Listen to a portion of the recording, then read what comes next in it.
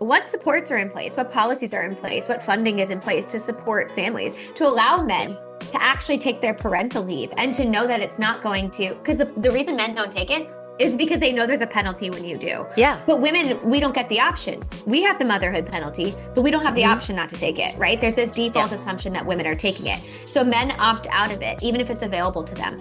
How do we make it so that there isn't a penalty for men or women to spend time caring for their children because it's valuable, right? How do we set up parental leave for both parents so they can stay home for a meaningful amount of time? How do we set up childcare in a way that actually supports parents in a dual income home? How do we set up support systems for after school care that actually support that, right? What are we doing to support families? Historian, an activist, and the host of the Freedom Over Fascism podcast, where we talk to people who give us insight into the current political moment, inspiration for state and local organizing, and connections with our co-conspirators all across the country.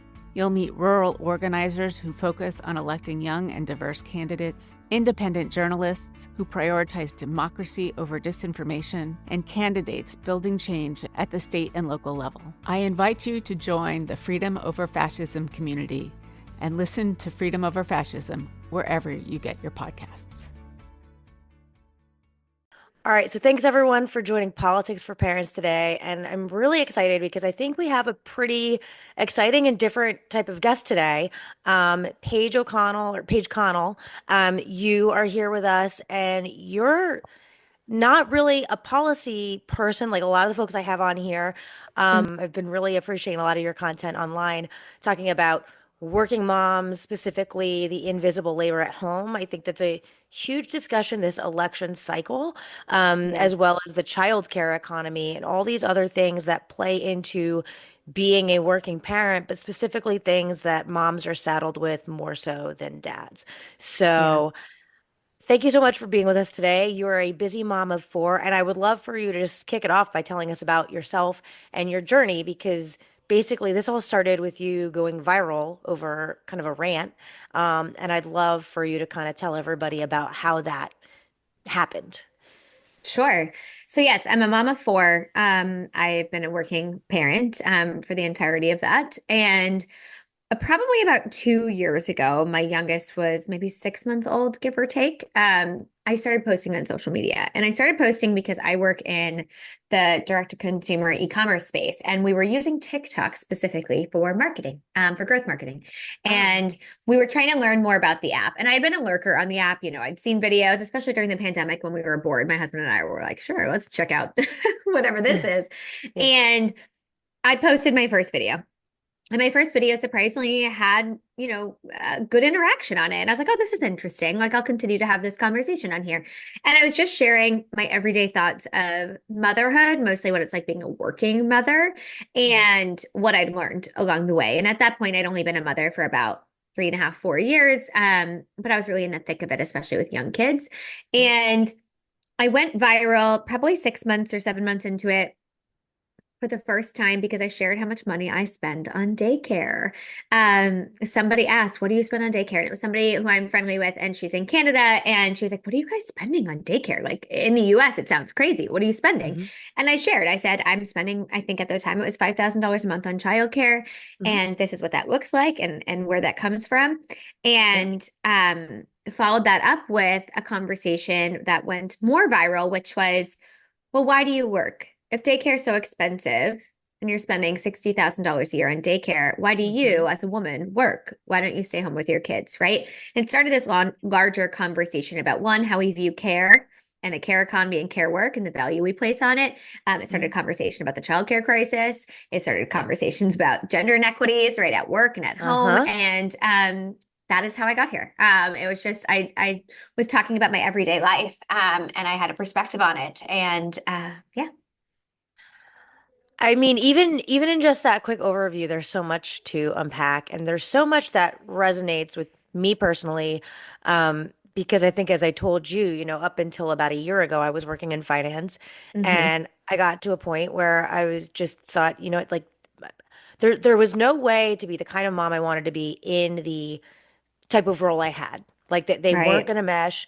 I knew women who had multiple children that were in my role, and they had nannies, and The nannies went to the baseball games and got them to their violin lesson. And I met other women who didn't yet have children, and they would tell me, at conferences or whenever I cross them, like, I don't actually know how I can have kids and do this job. I'm terrified to even Right. think about it.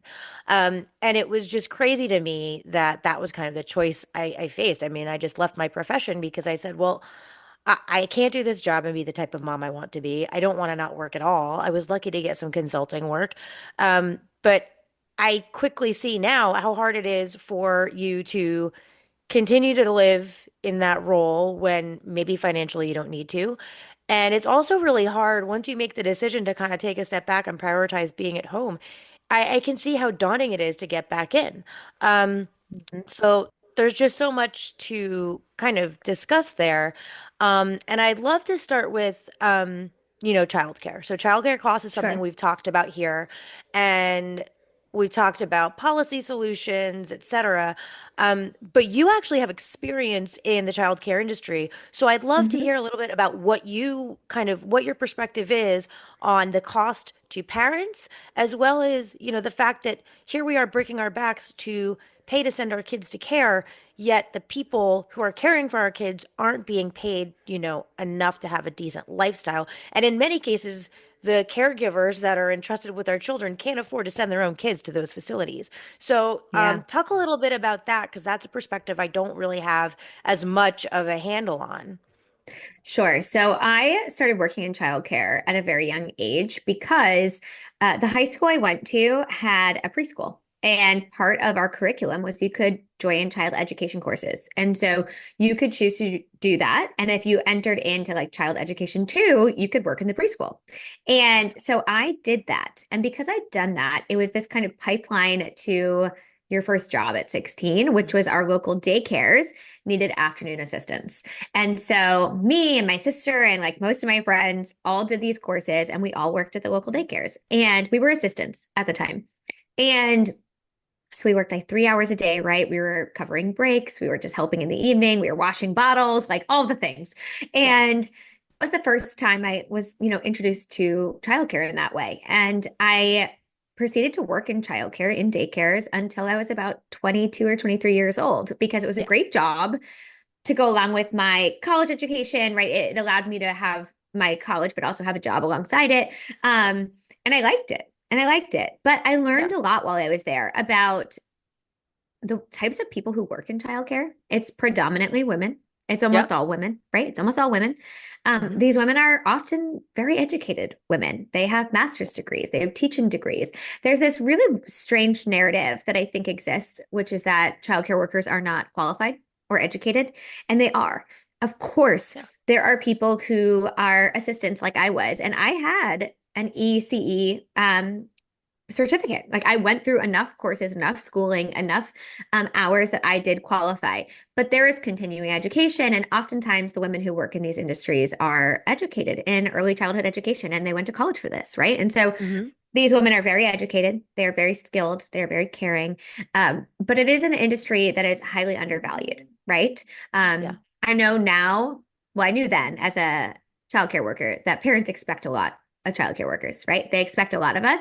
Um, and they don't often realize how underpaid childcare workers are. Yeah. And so at the time, I remember being like, this is so well paid, but I was also 20 years old. And I was getting, I think, $12 an hour or something. I don't know. I was getting like $12 an hour. And now the minimum wage where I live is about 15, but they're not getting paid much more than that. Right. And I know that the director at my center, where my kids go, my sister actually initially turned down the job a few years ago. They were only offering $22 an hour for a full-time director role at a early childhood education center, and it required a master's degree.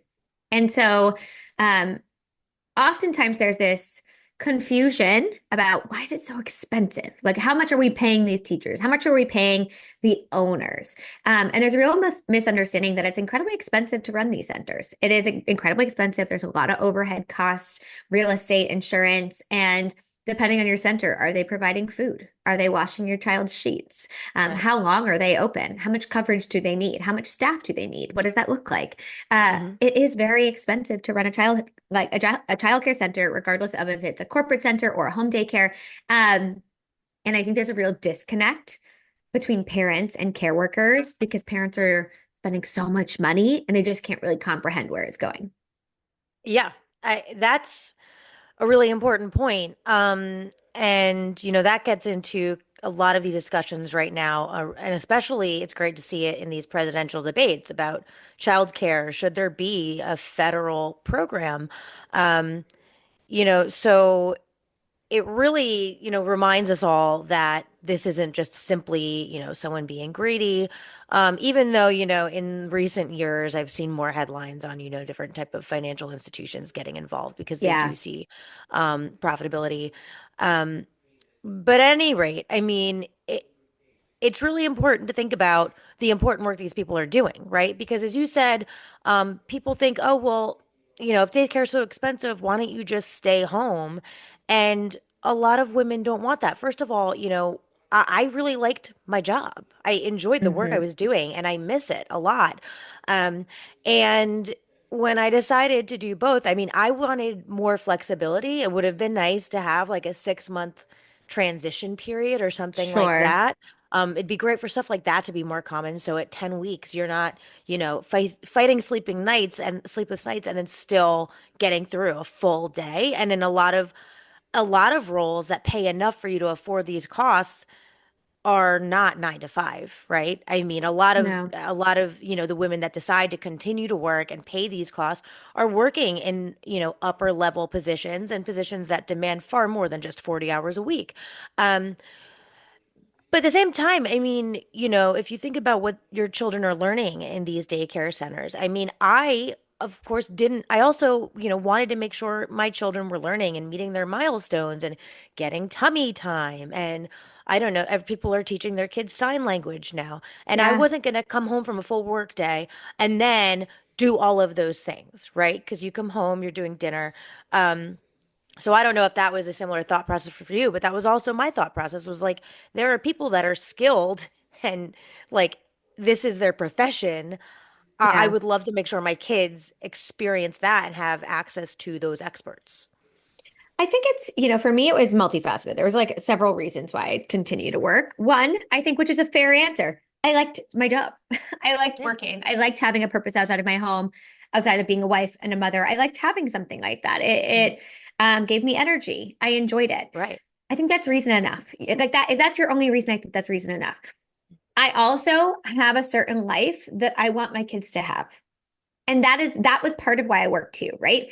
There's this conversation that's often had, which is like around childcare costs and a woman's salary. And people will say, well, after childcare costs, my wife's salary was totally gone.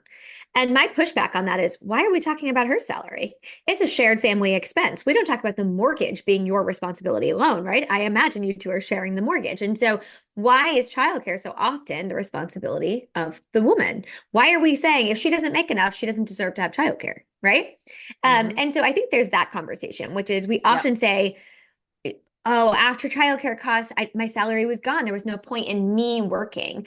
And I Hmm. often encourage people, look at your budget, look at the shared expenses, which childcare is a shared expense, and Yep. then see after if it still makes sense for both of you to be working, not just you, both of you, right? Like, and Hmm. if not, what changes need to be made and how do we accommodate for that? It is not just childcare costs this, my salary is this, therefore Absolutely. I don't get to work. I think that's a really one short-sighted way to look at it because oftentimes what happens is women are forced out of the workforce and now Hmm. they lose access to building their retirement, to benefits, to career advancements. And we know that when they get back into the workforce, they often start back almost at like ground zero, right? Like they are back to Yep. where they were when they graduated college. And so it has huge repercussions, even if they only leave for a year or 2 years. It has a massive impact, which is where the motherhood penalty comes from.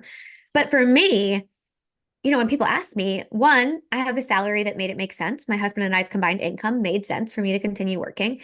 And we have a specific life we want these kids to have, right? We don't go on lavish vacations. We're not flying all over the world, but I want them to be able to do like baseball if they want to do baseball. And I don't Yes. want to have to tell them no for that, right? And so Hmm. for me, the cost of living has skyrocketed across the board, right? And Yep. I knew that yes, we could survive on one salary, but it would mean that my kids wouldn't be doing dance lessons anymore and they wouldn't be doing gymnastics anymore. And those are things that they really enjoy. And it's a way for them to be involved in their community. And unfortunately, in this day and age, there's not a lot of access to affordable extracurricular activities for kids. It just Yes. doesn't really exist in the way it Yep. did when maybe I was growing up. And so, and depending on where you live, but the funding for a lot of these programs is totally gone. So there's no more rec baseball that they can join. Our town just canceled rec soccer for third graders through fifth graders because they don't have enough volunteers. And so Yep. now if you're a third grader, you have to play travel soccer. And so it's Hmm. really hard to know that I want to be able to give my kids those things and know that it requires a certain salary and a certain compensation for both my husband and I in order to do that.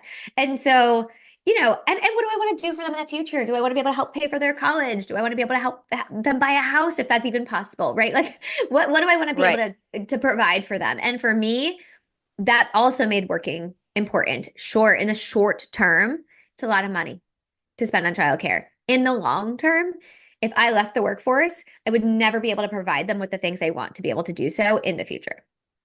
Yeah. Yeah, I mean, I think that's a really important point, right? To not only highlight that it's not just, the woman's salary that should be used to justify childcare, um, but in the long term, a lot of people have said to me too, when I was struggling with the earlier years of having kids and balancing it, they would say, "Oh, well, it's short-lived. It's just a short period of time where it's really tough, and then it gets better, and you have a long career ahead of you." While Mm-hmm. that may be true, you're talking about activities, like it doesn't get easier. It certainly gets more expensive, but also your kids need to get to activities. So even now, both my kids are in public school. I'm not paying for daycare anymore.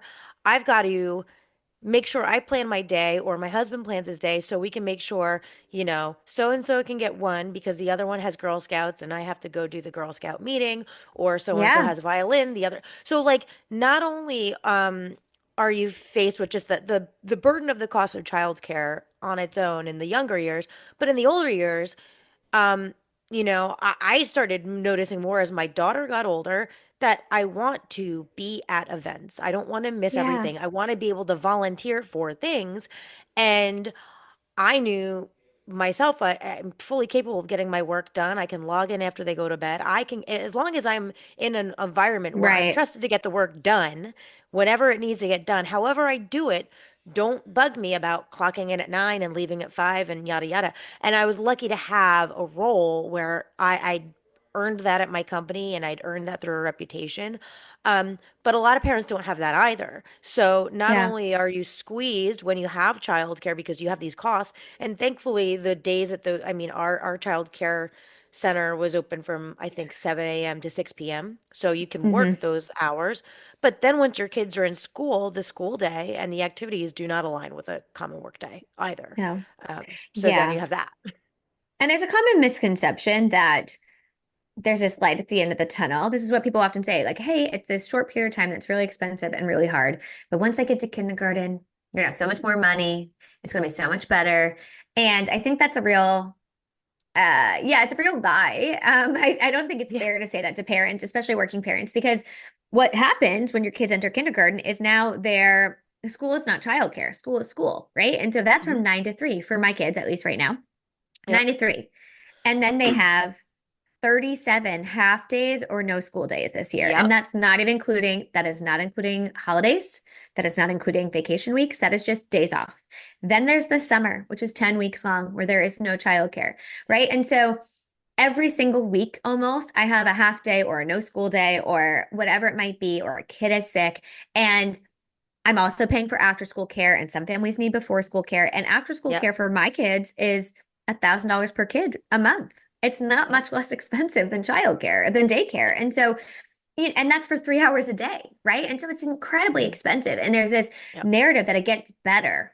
But really, if you think about it, especially if you have more than one child, it's not a 5 year window. It's more like 10 to 15, depending on the age gaps in your kids. So by Yep. the time my oldest is aging out of childcare at 12 years old, my youngest is still 7. She still can't get off the bus by herself, right? And so what am I going to do, right? That's a very long time. That's 12 years where I'm paying some sort of childcare costs. And so I think I think it does a disservice to parents when we don't acknowledge that it actually doesn't necessarily get easier at that age. It just changes. The expectations change. And unfortunately, I think employers in particular don't recognize how hard it is on working parents to navigate those public school schedules, private school schedules, all of them, and assume that they have older kids. So how hard could it be?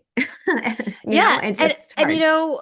I mean, there are plenty of parents out there who want to be the volunteer basketball coach. They want to volunteer to be the Girl Scout troop leader, and they're perfectly capable of still fulfilling their job obligations as well as doing these things outside of you know, traditional their parental responsibilities. And it brings great value to their kids and their communities. And I don't think a lot of workplaces really value that and place importance on that. So that's just another aspect to all this. Um, and summer camp, my first episode was about summer camp because my first episode was in the summer. I started all this in May of this year. And Mm, that was what all the parents in my, school, I mean, once our kids started kindergarten, we had to figure out the summer. And yeah. summer camp is so expensive. And where I live, we're down by the beach. I would love for my children to go to a camp by the beach or a camp at the beach club or something like that. The beach clubs are completely unaffordable. Their wait Oh, I lists are can really long. imagine. The best camps are huge wait lists and they are really, really expensive. So if you can't afford, $10,000 for the summer, um, even like the YMCA or our town camp, is quite expensive if you have more than one child. And, Yeah. if you're working in a nonprofit, for example, I mean, that can really strap you and you don't have the summer off and you don't have the flexibility. And by the way, like, even if you can take your kids to school, take your kids to work and they're perfectly happy playing on their tablet, that's not what you want for your kid in the summer. Um, Yeah. so, I mean, you're absolutely right. It's like the cost of raising children makes it necessary for parents to work. Hmm. Yeah. And the workplace doesn't align at all. Um, and then Yeah. yeah, I think like one thing that you talked about and you posted about the on LinkedIn yesterday about this. Um, on top of all of this, we glorify like these people who just work relentlessly and kind of don't Hmm. really acknowledge any role or toll on their family. And I think that's a really big problem too. When I had my first daughter, or my first child, my daughter, Marissa Meyer was the CEO of Yahoo. And at that time, it was, Mm. you can have it all. You can You be could a be it all. CEO and you can have a baby.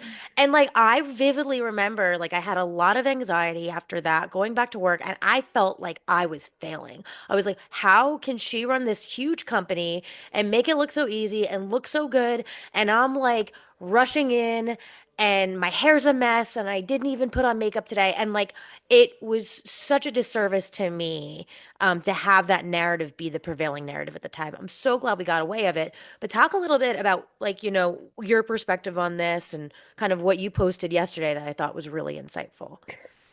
Yeah, so I posted a video about this originally on my TikTok or somewhere, because I was listening to this podcast with Casey Neistat, and he was just talking about how he hustled so hard to be successful, and he was sharing all of these stories. And mind you, he would like sometimes reference his child, who was like 2 at the time, but he wasn't with the mother of his child, and that's fine, that happens, right? But he would reference his child, but I'm like, okay. There's no way you are also watching your child and doing this, right? There's no Mhm. possible way. As a mother, I know that that's not possible.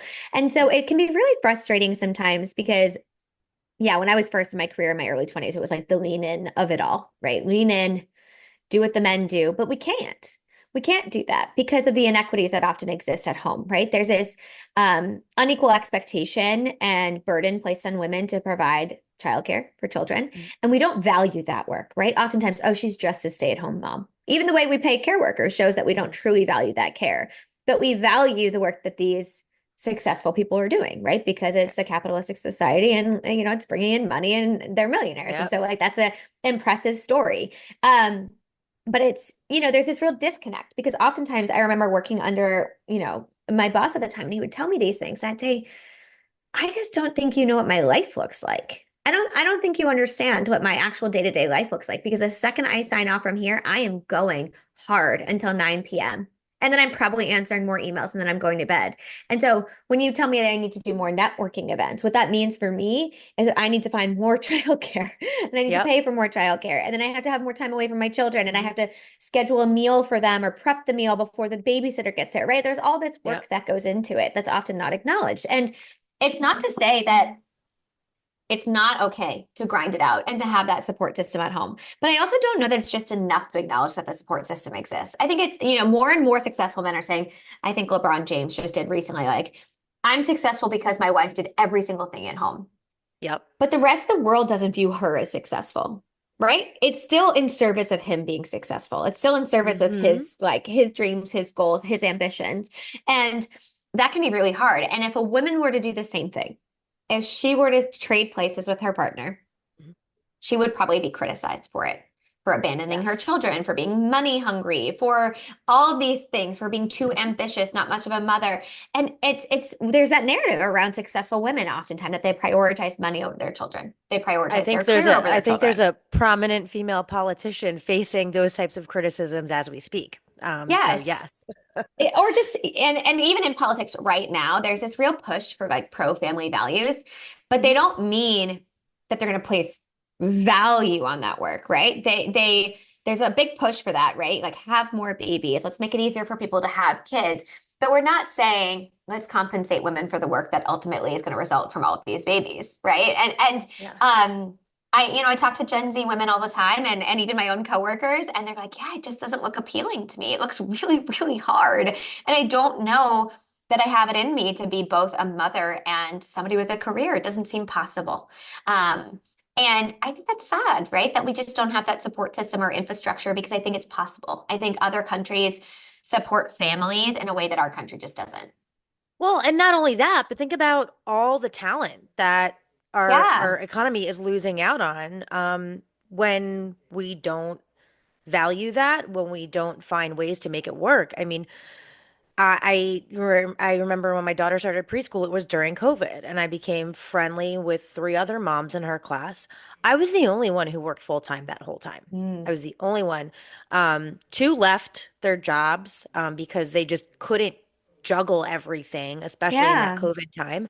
And one had just decided to like take a little bit of a step back, and now she's back to working. But still, um, it was really insane to me that here we had like in my little group of friends exactly what national headlines were saying with the she Yeah. session and the fact that so many women, leading up to that time, we had record participation, we had so many two-income households, and it all fell apart. Primarily Mm. because, women really couldn't do it all. In addition to Mhm. doing, the child care at home or the care of elders, right? Because now we're talking about the Yeah. sandwich generation. Exactly. We're also the ones when there's a school fundraiser, that's what I was doing last week. I spent a lot of time on our school fundraiser. When our community has like a bake sale or they're gathering relief efforts. I mean, it's the way Right. we're doing these things. That's what we're doing. Um, and to glorify the people that just do everything and, make all the money and are the CEOs, without that balanced conversation, it's a huge disservice. And I will say, for me, like I'm kind of in that place now where, working in finance, some of the women I worked with were all like, "Oh, I'd never want to be a stay-at-home mom." Like, Yeah. it's hard to do what we're doing, and I would like a little bit more sleep and free time, but at the same time, I don't want to not work. And it's crazy that that's the choice because I'm finding that now. I'm like, wow, like it's really weird to not have an office to go to, and I do miss like seeing other humans and like Human interaction. Yes. Yeah. I have like my office of corporate clothes. I still buy work clothes just thinking like, "Oh, I'm going to go back to work." And I also internalized this framework we've constructed because I also feel like, ugh, like I just spent my whole day doing laundry or I just spent my whole morning like going to my kid's classroom and it's not a conscious effort. It's just this subconscious like you gave up or you're Yeah. not earning your keep. It's really pervasive. It is. I mean, it's very deeply ingrained in our society, right? And the way that we talk about things. But we have to remember that women have always worked. Women have always Yeah. worked, right? Yep. And um, people often have this narrative that most women don't. When in reality, most women work, right? Most women are working, and so if we know that, how come we're not setting up systems to support that, right? And we know that most homes require two incomes at this point, and Mhm. the economy just requires it. It's not an option at Yeah. this point for many families, and so and I would encourage people who are talking to a stay-at-home mom, if you ask most stay-at-home moms, they have some sort of side hustle. They are doing something. They are trying to make money. They are part of communities. They are doing charitable fundraising. They are doing things that benefit the community and the people around them. They are Yep. working.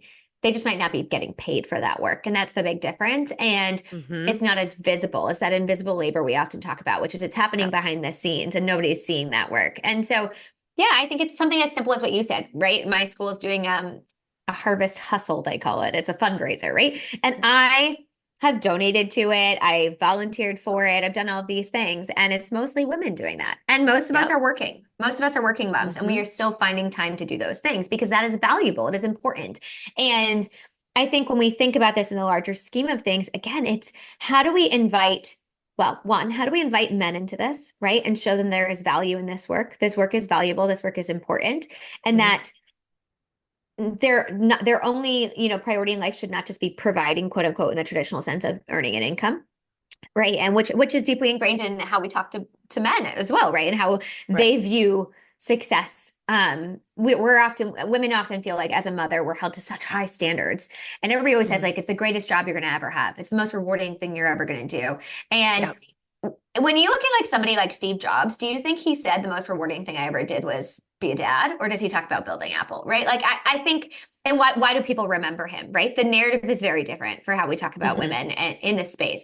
And so I think we need to break all of that down. But secondary to that is what supports are in place, what policies are in place, what funding is in place to support families, to allow Yep. men to actually take their parental leave and to know that it's not going to, because the reason men don't take it is because they know there's a penalty when you do. Yeah. But women, we don't get the option. We have the motherhood penalty, but we don't have the Hmm. option not to take it, right? There's this Yep. default assumption that women are taking it. So men opt out of it, even if it's available to them. How do we make it so that there isn't a penalty for men or women to spend time caring for their children because it's valuable, right? How do we Yeah. set up parental leave for both parents so they can stay home for a meaningful amount of time? How do we set up childcare in a way that actually supports parents in a dual income home? How do we set up Yeah. support systems for after school care that actually support that, right? What are we doing to support families and not just mothers, but families, children? How do we support them? How do we make this work? Because um, even historically, people will be like, we used to have grandma's help. But did grandma really need, like, should we have been supported by grandma all the time? Like, can't grandma have her retirement and like enjoy it? Yeah. I don't know. Like, I think we need actual supports in place. Because it's not an individual issue. I think oftentimes this is placed on individuals to figure out. And I think this is very much a policy problem. Absolutely. And I will say, I had a single working mom growing up. I spent my afternoons after like preschool, I'd go to my grandmother's. And Yeah. I grew up watching Matlock. Like I wasn't doing anything that Yeah, yeah, constructive. I was yeah, watching yeah. like Magnum PI, Matlock, things that weren't appropriate for a 4-year-old. I spent way too much time in front of the Sure. TV. So, on the flip side, maybe like, Nana should have her time and kids should be in programs that are like fostering creativity, doing more I interesting mean, things. when I pick my kids up too early from after school care, they're mad at me. And I'm like, what? They're like, you came and it's dodgeball. And I was like, I'm I sorry. Like, know. I'm I sorry, get the guys. same thing. I which is great, right? Which is the Yeah, great they're having that's a fun. great as a working parent to hear that. Yeah. But this is actually I'd love to get your thoughts on policy solutions because when I think about the workforce and things like that and like what can we do to make the workforce more equitable? In when I was in finance, there was this huge conversation, as there are in a lot of industries now around DEI, right? Getting more women in Yes. senior roles. And in this, industry, it was let's get more women in the pipeline, get more girls, in high school to focus on math and get them in college to focus on finance and come to Wall Street. And I'd watch these panels with these like, interns and these young women. And I'm in the audience thinking, what the hell are you going to do for these women when they decide to have children? Like, because you're not Right. doing anything for me. And the other moms in this room or the women terrified to have kids have no idea how they're going to do it. So like Right. I don't that's the piece because I'm like I mean, I'm a capitalist. I think the labor market is very much a supply and demand dynamic. I think during COVID, we've seen a lot more demands of workers, making their employees be a little bit more flexible. But what are some thoughts you have around like how do we force the issue, or are there policy solutions too that need to be implemented? I mean, I think like a universal paid leave for new parents is like, we can make that happen. I think government subsidies for childcare centers would be really important, right? Yep. I think out of California, there's a bill proposed to have daycare be $10 a day, similar to Canada, or capped at 7% of your annual income. I think things like that go a very, very long way, right, for Yeah. families. The I think the conversation about women in the workforce, specifically what you were just talking about, right? Like I was a girl who loved math. Nobody once talked to me about going into finance. Not once. Like Mm. it wasn't even on my radar. I voluntarily took trigonometry my senior year. I was like, that sounds fun. Like I want to do that. And nobody once said, "Oh, have you thought about going into finance? They're like, are you Yeah. doing communications?" And I was like, "Yeah, I'll do that. That sounds good." Um, and it's funny now because I work with a lot of guys in finance, and they're like, "Oh yeah, the pipeline starts in high school. Like you're thinking about this. You have to be thinking about this Oh yeah. before you're even a sophomore. Like if you're on the pipeline, Mhm. you're on the pipeline." And it's interesting because I didn't even know the pipeline existed. Oh I yeah. didn't even know it existed. So there's that, right? What are we talk? How are we talking to boys and girls, and teenagers and young adults? How are we talking to them about what's possible for them? Two, what supports are actually in place for them? Like, do we support parents when they go out on leave, men and women? Do we force? I don't want to say force, but like, should men be forced to take a parental leave when they welcome a child? Right? Women often do. Like one, that's valuable for the child, it's valuable for the father, but it Mhm. also creates more equity in the workplace, right? If women Yep. are constantly the ones taking that leave, they will constantly be the ones punished for it, right? There's the motherhood penalty and the fatherhood bonus, like where men's careers tend to skyrocket at that point in time and women's Mhm. plummet because they're taking leave. And so, how do we even the playing field? I think in corporations, it's about managing those expectations of our employees. I also think Yeah. it's hard in an industry like finance, right? It's going to take years to change that industry, but I think it's also the expectations we place on workers. We have all this technology, we have all these Mhm. ways to work faster. Instead of saying, "Hey, we can work faster, so let's work less," we're saying we can work faster, let's work more and get more done, Yeah. right? And I get that. I understand it. I get that from a high level perspective. I think it's burning people out. More and more women are choosing to leave the workforce because of Mhm. it, because it's Yep. unsustainable. And we know that it's important to have women in the workforce. Like this does have economic impact when women leave the workforce. And so if we actually cared about it, we would make it sustainable for them to stay in the workforce. And so in corporations, that's tough. But I do think things like universal paid leave, subsidies for childcare, things that put less of a financial burden on parents would allow for more space for them to tackle these things, to explore career opportunities, and to remain in the workforce in a way that actually provides value to the economy, but also to their family. Yeah. Yeah, I mean, I agree with a lot of that. I also think, I mean, you alluded to this a little bit, but I think, the corporate trend has just been to bleed your employees dry, right? Like, I think about maternity leave. When someone comes up to maternity leave, Yes. how many companies don't really have like an actual Plan. like Yeah. plan or something, or God forbid, just like I used to have like a hit by the bus file. Like if I got hit by a bus tomorrow, like here's all the stuff. Like if I came down with like Yes. appendicitis, and that is, I mean, I think for a sustainability standpoint, it's not really great for succession planning. It's not really great, but they continue to kind of operate, to bring down the bottom line and get the most out of every employee. And that leads to full-time jobs that are more than full-time and absolutely no idea. Like job sharing is something that I've heard talked about among Yes. parents. I mean, that would allow so many parents to be present for their children and Hmm. still remain in the workforce and decide, okay, like now I can go back to like a full-time role, but there's no part-time or job sharing. It's like you're either 150% in or you're totally out. And I don't think that binary choice is really working for people either. No, no. And people are moving more, like I've seen so many people being pushed into contractor positions as opposed to employed positions, right? Which leaves you without the benefits. Yeah. And I think even in a part-time role, it's interesting because every woman I've talked to is like, don't even bother going part-time because they still want full-time output. So like, Yeah. don't go part-time because you might as well just get paid the full time because you're going to work full time. That's what it's going to be like because we're so accessible too, especially with remote work and email and phone. You're so accessible that, yeah, you might be at soccer practice, but you're still on Slack, you know? So, Yeah. I think And there's as a that mom, you're used to hesitation. multitasking. As a mom, like you're used to Yeah. multitasking and you just get things done and people know that and that's just how you operate. So you're probably going to undervalue your work by doing the part-time thing. Yeah. Yeah, exactly. But if we had true part-time, right? True part-time, job sharing, I think all of those things are opportunities that would allow more parents to remain in the workforce, not just women, but parents, more parents to remain in the workforce in a meaningful way, but also to be there for their kids. Because I think there's also this common misconception that, we're all really career driven and we don't even care about being at soccer. It's like, no, we do. Yeah. We do. But we know that if I go to soccer, I'm going to be working till midnight tonight. And like, I also need to sleep. Yep. I need sleep in order to be a good parent. And it's this whole thing. Like it's this rat race that you're on at the hamster wheel of like just trying to get it all done, and it can feel really impossible. Yeah, I was speaking to an older gentleman a few months back from the South, a little bit conservative, a little old school. And he was like, "Yeah, I think things really went off the rails in this country when all these women started working, and then there was like no one at home to take care of the kids because they were always at work and kids suffered."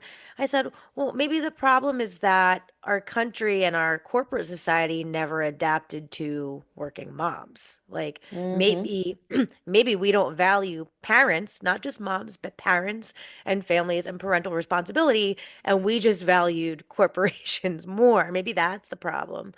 Um, Yeah. and when I mean, right, like we're in a capitalist society. Another thing I think about too is that um, it's hard to legislate some of this stuff. It's hard to legislate how employees treat or how companies and treat their employees.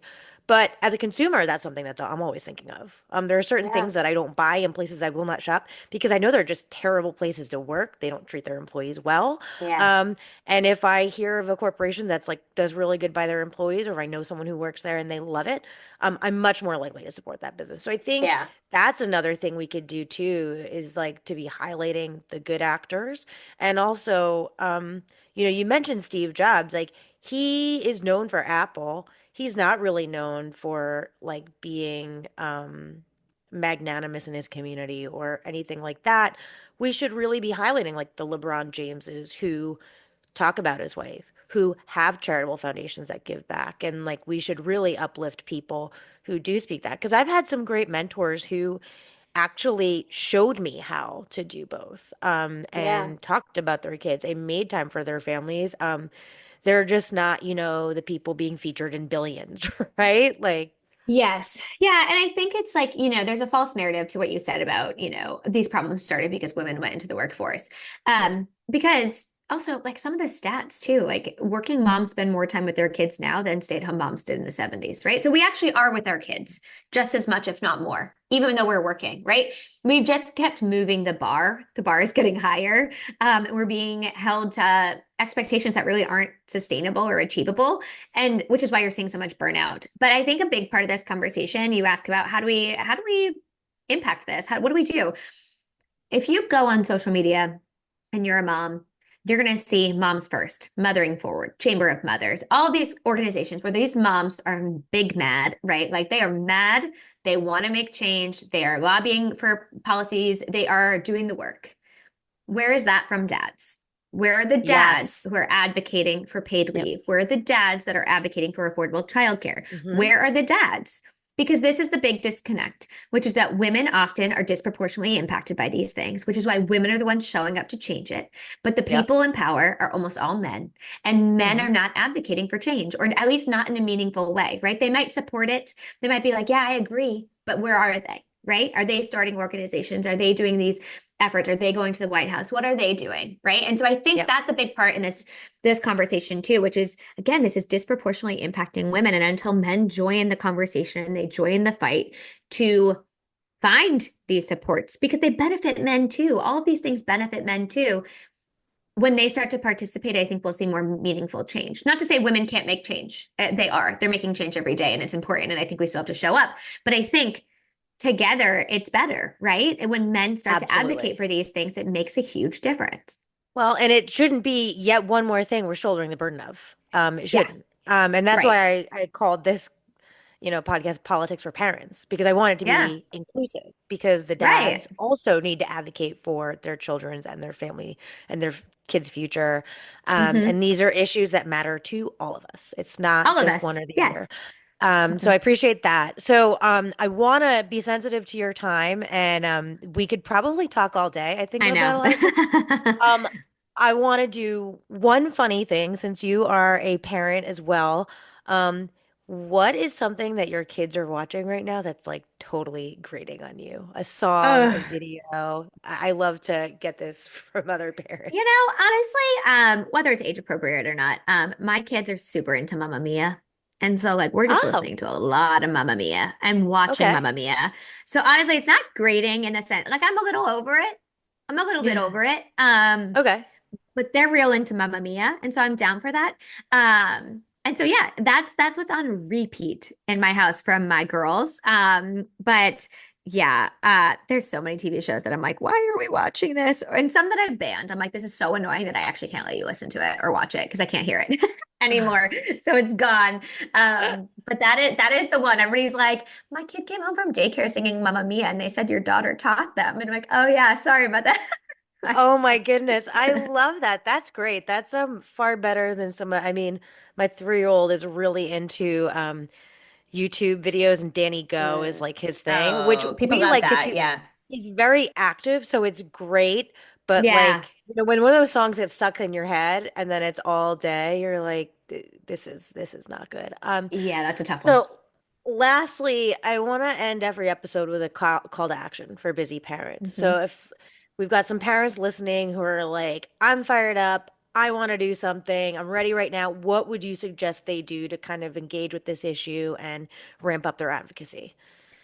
I think the most important thing you can do is talk about it. Talk about what's going on in your life. Talk about how it's impacting you. I think so often we're told to keep our lives separate, our work lives, our personal lives, right? And even with our friends, like we don't tell them your salary. It's like, why not? Tell them your salary. Tell them how much you pay for daycare. Talk about it because I think so much of this has been kind of hidden behind a smoke screen, right? Like everybody's how people even ask me at drop off because I have 4 kids, which most people don't have 4 kids these days. They're like, Yeah. "How do you do it?" I'm like, "Ah, there's about a bunch of hustling around, and I'm yelling at kids in the car, and like it's not as pretty as it looks, right? Like Yeah. I've been practicing, and I think that's the thing. It's like it all looks easy from the outside, and when people start to share their experiences and start to share their stories, one we can feel validated in our experience, but then we can also work together, right? The only Yep. reason I'm sitting here talking to you is because I felt comfortable enough to share my experience online. And because of that, I've been able to connect with so many women and be a part of movements that will hopefully help make change, right? I've been able to go to the White House to talk about the care economy. That would not have been possible if I didn't talk about it. And I'm not Right. saying you have to talk about it on social media, but I think having these conversations with coworkers, having these conversations with your friends, advocating for these things in small ways at work, if you can, right? I've had friends who come to me and ask, how do I fight this 5 day a week return to office mandate? What should I say? How do I attack it? Um, because we're talking about it in our day-to-day lives, we feel more equipped to tackle these things head on in our communities and our workplaces. And so I think at minimum, just have the conversations. I know it can be hard. People stay away from stuff like this, but I do think it Yeah. has real meaningful impact when we do. Awesome.